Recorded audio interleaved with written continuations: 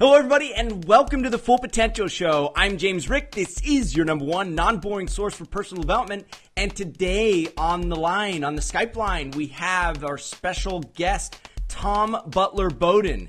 Now, get this. So he's the author of 50 self-help classics, 50 success classics, 50 spiritual classics, 50 psychology classics, 50 prosperity classics. Now, I've read most of them. Tom Butler-Bowdon is, in my opinion, one of the great synthesizers of our age. A little background on him. He's a graduate of London School of Economics, University of Sydney. And here's the incredible thing. Written all these books, synthesized all these books brilliantly in his work. And he did not read a personal development book until age 25, right, Tom? That's right, yep. And then at age 30, you left your career to write the first best-selling book, 50 self-help classics, which was awesome. Tom, first of all, thank you so much for being on today's Full Potential Show.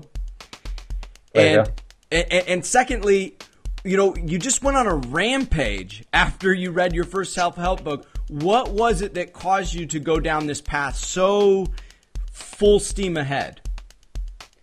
Well, there was nothing really in my family background or work or business that would have tipped me off to liking these books. Mm-hmm. I mean, my mother was into Shakespeare, my dad was into architecture and biographies and so on. So when I first read Stephen Covey's 7 Habits of Highly Effective People, mm-hmm. and straight after Anthony Robbins' Awaken the Giant Within, mm-hmm. it really hit me like a freight train, because nothing really prepared me for what was inside these books, because at the time they were considered a bit sort of on the edge or a bit lowbrow. And I really read them to get a bit of a career edge, just for that reason only. But I thought they were pretty amazing, and I started applying the concepts in my life and noticed, quite a distinct change. Now, when you said that it blew you away, I mean, is it because here you have been doing all this study, all this time, and then you open up these books, you're like, where has this been? Why isn't this anywhere in any of my previous learning? Like that was my experience. Like, why don't they teach this stuff in school? Is that kind of where you were coming from? Yeah, exactly. I mean, it was really like modern philosophy, stuff everyone should know about how to live a better life. Yeah, well said too. It's a modern philosophy, and what more important than a way to understand life, which is what a philosophy is. Yeah, exactly. So I just, from that point on, I guess I went on a bit of a mission, because at the time there was no real guide to the whole field. All the thousands of books that have been written. Lots I really wrote the book, for myself, because there was nothing out there. So I started taking notes and writing summaries, commentaries of all the ones I thought were the classics. And that just snowballed and snowballed, and eventually became the first book. 50 self-help classics. Now, when you finished this book, were you like, I can't imagine what was it like sparking out your ears when you finished? Like, what was your mind state like from before you began and then you just chomped through all these books? Like, I'm just wondering what it was like inside your head after all this work. It was the most amazing adventure. Even though I was, sitting in my room just typing away, reading most days, it was a pretty sort of solitary time. It was still an incredible time, and so many ideas from some of the great thinkers. So I didn't just have people like Robbins and Covey in there. I put Thoreau and Emerson, some of the really great thinkers of all time, which I considered self-help. It's all about developing the self, optimizing the self, even though it was written in sort of old-fashioned language. So an amazing trip for me. Yeah, and that was just the start of it, because I did a few more after that. You did, and one of the things I noticed through your work that really puts my brain into a mind freak, and I probably won't go through and read as much as you have, and I read a lot, man, and some of these books are like 800-page books, and you've synthesized it into, that's hard to just say, this is what it's all about. He didn't have to write all those pages. This is really what he's trying to say. I noticed as I would go through chapter by chapter, sometimes you read a book, you put the book away, you read another book, and your mind, it goes to a different paradigm. I was doing that chapter by chapter, and it's totally like a mind freak because you're going from one guy's paradigm to another, all within a short span of time. I know there was smoke coming out of my ears when I was done. So, I mean, what do you think out of all the books that you've synthesized and you've put into this amazing collection? What do you think are some of the core principles that you now operate by that you wouldn't have understood or known previously? I guess it's really simple things that seem very obvious now, but actually when in my pre-paradigm period, I didn't live them at all.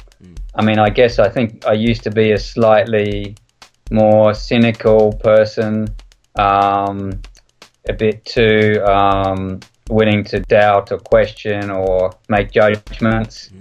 And all that sort of got blown away by a lot of these books because, I mean, it goes beyond just the basic idea of thinking positive. It's changing your whole mindset to be opportunity-oriented instead of looking at, the wrong things or the bad things or, what's not going to work. I mean, people like Brian Tracy, it's just his mantra, his whole life is about, focusing on what you can do that's positive and continually working on yourself every day. So, I mean, and it seems simple, but that's a major mind flip. You went from more of a closed system to, what are they talking about? I'm going to approach this very skeptical to, I'm going to be more open about it. I'm going to be curious and discover what is true about it versus what's not. It's a simple shift, but it has amazing consequences in terms of the kind of information and opportunities that you're open to. Absolutely. And you take one just idea from one book, Think and Grow Rich, Napoleon Hill, his idea of infinite intelligence, of being open to it. And Emerson talked about it as well, this idea of trying to quiet the mind and being open to intelligence that's larger than yourself. I mean, you might want to call it God if you're religious, but Napoleon Hill called it infinite intelligence.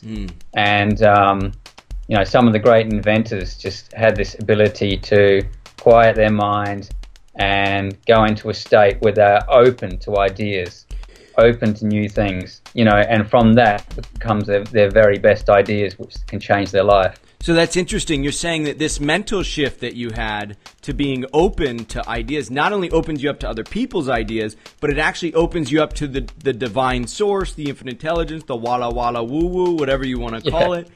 And you become a channel for that creative energy because you've opened yourself up to it. Absolutely. I mean, you hear people like Bono from U2 saying, we're just a vehicle for something that flows through us, and a lot of other very creative people say that. I'm not putting myself on their level, but I'm just saying the principle is correct, that if you try to live just from the ego a little bit less and instead become a sort of pencil or vehicle for stuff that's larger than yourself, suddenly you become a lot more powerful, a lot more effective, a lot more influential in your work and life if you're willing to step back and let the good stuff flow through you instead of trying to grab from the ego point of view. This is so huge because in going through all this book, you really distilled it down to get your freaking ego out of the way so that this creative energy can flow through you. The ego's the one that's being critical. The ego the one saying, I'm so important, what they're saying over there, I'm going to judge it with a critical eye.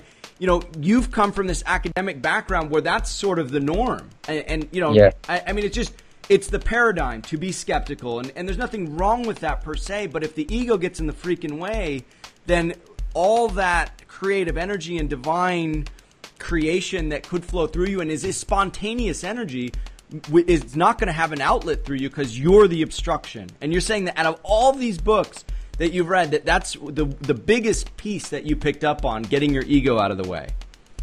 Yeah. I mean, it borders on the spiritual after a while. We all have a very sort of fixed idea about who we are. But the whole point, the larger idea of personal development, is that getting you to think, maybe that isn't really me. You know, maybe there's something bigger in me that I haven't even tapped into yet. And maybe I can access that larger me, my real mission, my real purpose in life, by, you know, shutting up for a bit and quietening that voice and let the sort of still, quiet voice, intuitions about what might be your real purpose, let them come to the fore. And that's when you start to have a lot more power and purpose in what you do. Tom, could what you're talking about be what really helps people tap their full potential? Is that what we're getting at here? That the full potential is really what operates beneath the ego, and that when we get the ego out of the way, we allow our full potential to fully express itself? That's it. And when I read your book, James, I very much liked that you were looking at the human person on several levels. You know, it wasn't just about going out there and getting a pay rise or whatever. It's the fact that we do exist on different levels, the physical, the mental, the spiritual, if you like. And it's being aware of these, not just sort of having a robot-like existence. For me, the whole idea of personal development is, funnily enough, not selfish. It really goes back to the old idea of, you know, Aristotle and Plato, of knowing the self. And that self that you come to know is not a sort of crazed thing that's mad for achievement, you know, at any cost. It's what you want to achieve is absolutely right for you and perfect for who you are. So for me, that personal development is like a circle, and it always brings you back to yourself, but not just any old self. It's the one that you really should be and are meant to be, and that's your full potential. And what you're saying is that, you know, people could start the journey out, because I know for you and for myself, I started the journey of personal development out of advancing, you know, financially and in business. And you're saying it was a career move. And it's so funny. The ego wants to advance itself, and that's fine. It wants to strengthen and become more powerful.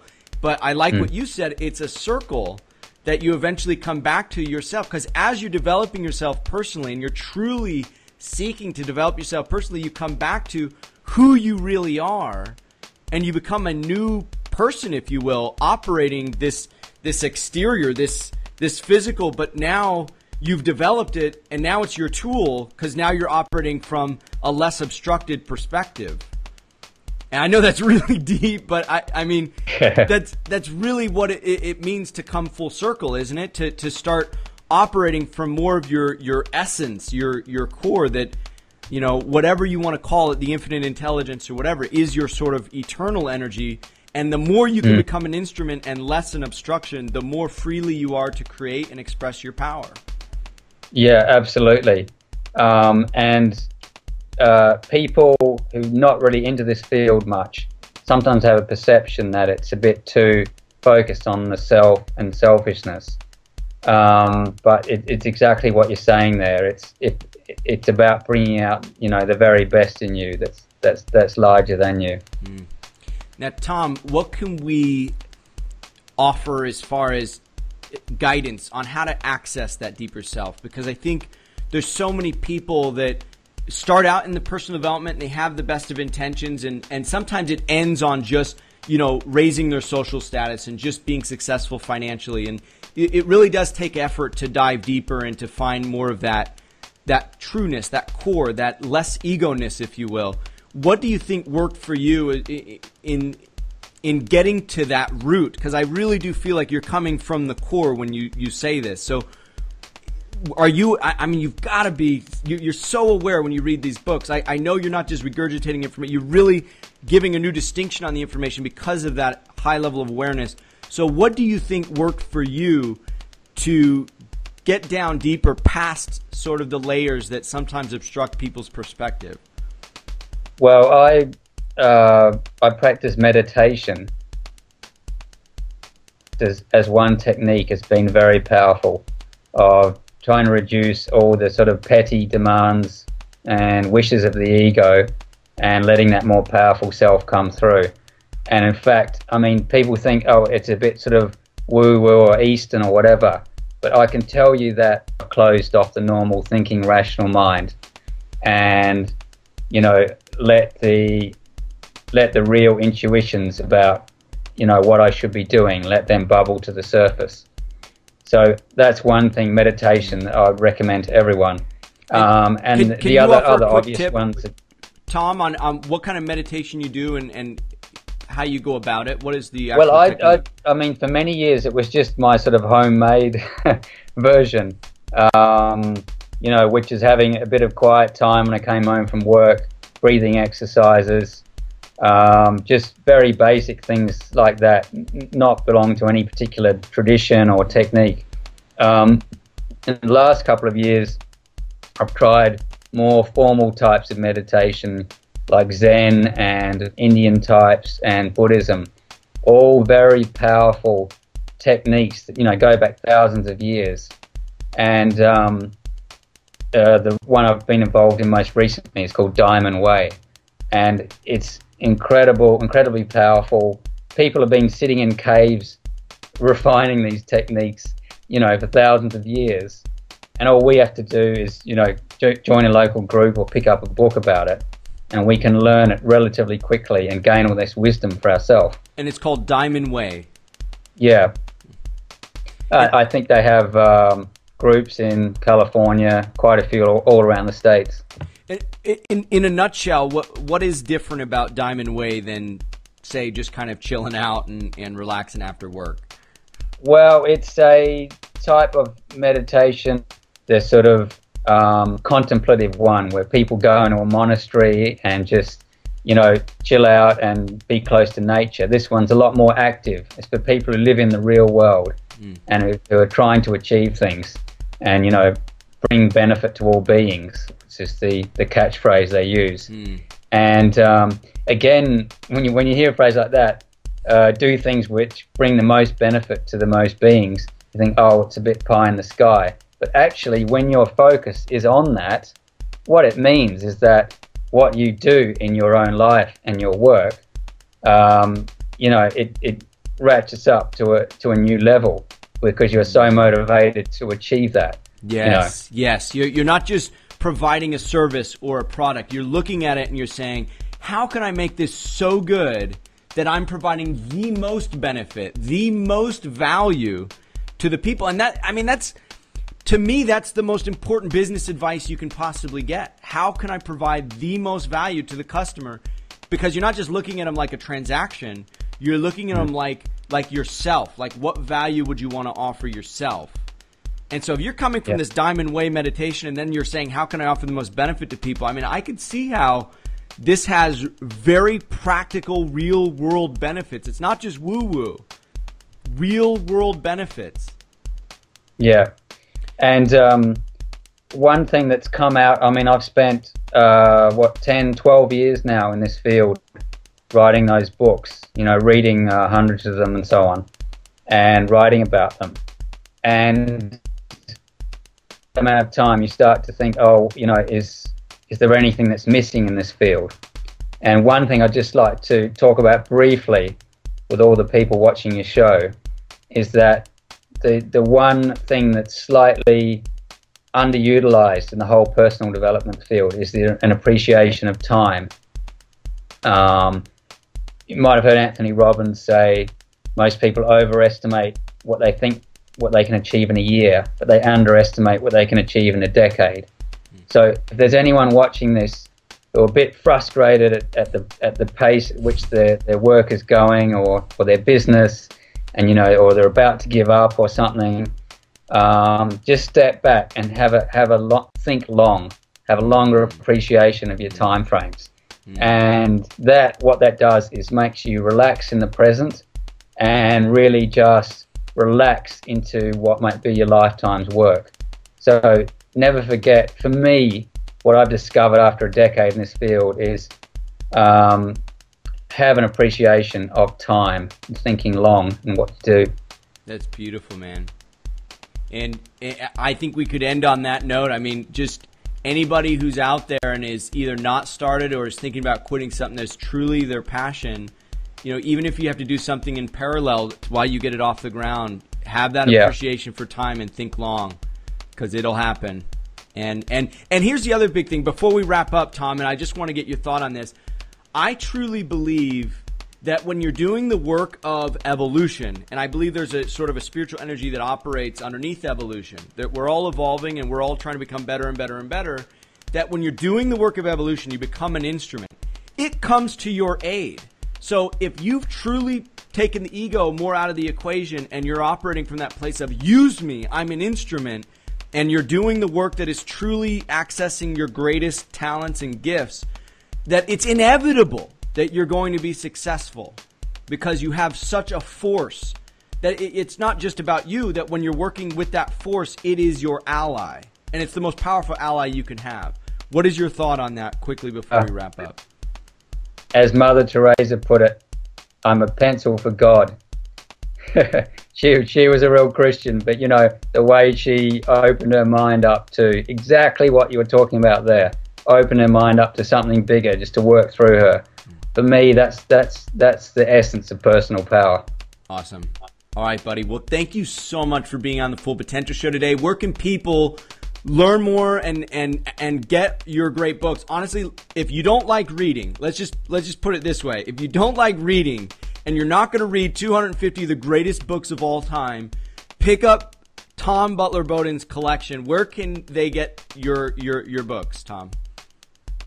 Just go on to Amazon and put in my name, Tom Butler-Bowdon, and you should see them all there, or just do it into Google and you'll get my website. And I mean, these just aren't simple summaries. These are one of the greatest synthesizers I think has, and I know like you're a very humble person, and so that's why I'm really making this clear. I think you've done a tremendous job of synthesizing these great works into easy to understand and apply principles, and it's a gift in what you've offered the world. So, Tom, thank you so much for being on the show, and where's your website too that people can follow along? Okay, it's just butler-bowdon.com. Butler-Bowdon.com. Yeah. Tom, again, thank you so much, brother, for being on the show. Thanks a lot, James. It's brilliant. Cheers. Bye-bye. Well, that concludes this week's episode of The Full Potential Show, your #1 non-boring source for personal development. I'm James Rick, and if you want to get more positive programming for your brain absolutely free on a weekly basis, just visit fullpotential.com.